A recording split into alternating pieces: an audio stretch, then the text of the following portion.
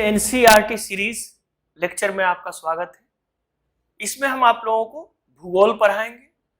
भूगोल एक बहुत ही महत्वपूर्ण विषय है, खास करके अगर सिविल सर्विस के हिसाब से हम लोग देखें तो। लेकिन यहाँ एनसीईआरटी क्लास जो हम लोग कर रहे हैं, इसका क्या मकसद है?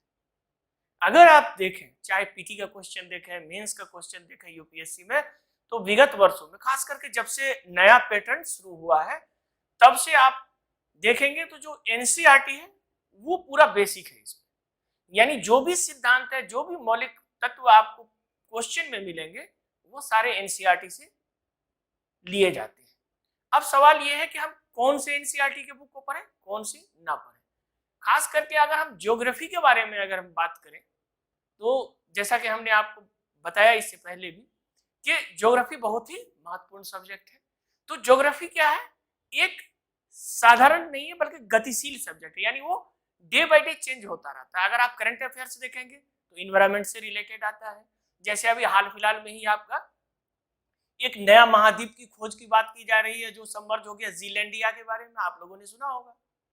तो इस तरह ज्योग्राफी जो है डायनेमिक सब्जेक्ट है, हर चीज हमेशा खोज होता रहता है। तो इसीलिए अगर हम एनसीईआरटी के संबंध में इसको जोड़ें तो जो नए एनसीईआरटी आते हैं, जो अपडेटेड एनसीईआरटी आते हैं, उसको आपको पढ़ना होगा। क्योंकि एनसीईआरटी में जो कुछ बेसिक कॉन्सेप्ट है वो आपको वही बेसिक कॉन्सेप्ट आगे आपको बहुत मदद करेगा। चाहे आप कौन सी भी बुक पढ़ लें, कितनी भी बड़ी बुक पढ़ लें, लेकिन आपको एनसीईआरटी पढ़ना है। इसमें एक चीज और आप लोगों को सावधानी बरतनी होगी, खास करके एनसीईआरटी पढ़ने के संबंध में। जब आप ज्योग्राफी के बारे में पढ़े, इकोलॉजी इन्वायरमेंट के बारे में पढ़े या कुछ भी पढ़े, तो साधारणतः जो मार्केट में मिलने वाले गाइड्स होते हैं उसको कभी भी ना पढ़े। इसलिए ना पढ़े क्योंकि सिविल सर्विस जो होता है, आईएएस का एग्जाम जो होता है, ये यहीं पे आपको अलग कर देता है अन्य स्टूडेंट से, अदर स्टूडेंट से। क्योंकि आप देखेंगे तो ये आपकी अत्यधिक बुद्धिमत्ता का परीक्षा नहीं लेता है। इस एक्सपर्टीज आपको नहीं चाहिए सिविल सर्विस के लिए। इसमें सिर्फ और सिर्फ आपको ग्रेजुएट होना चाहिए। लेकिन करंट अफेयर्स में कौन सी गतिविधियां होती है, आपकी विश्लेषणात्मक क्षमता क्या है, ये सब बहुत मायने रखता है।